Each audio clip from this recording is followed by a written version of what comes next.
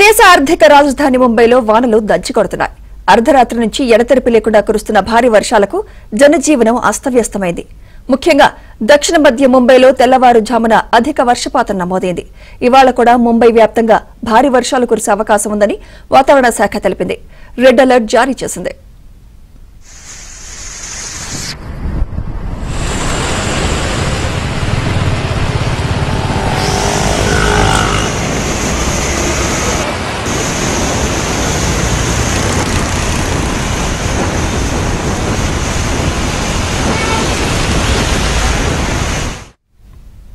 ఏకధాటిగా కురిసిన భారీ వర్షాలకు ముంబైలోని లోతట్టు ప్రాంతాల్లో వరద నీరు నిలిచిపోయింది.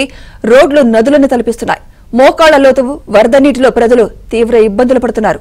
పలు చోట్ల రోడ్లపై భారీగా నీరు చేరడంతో వాహనదారులు ఇబ్బందులు పడ్డారు. అంధేరి సబ్వేలోకి నీరు చేరడంతో అధికారులు ట్రాఫిక్ నిలిపివేసి దారి మళ్లించారు.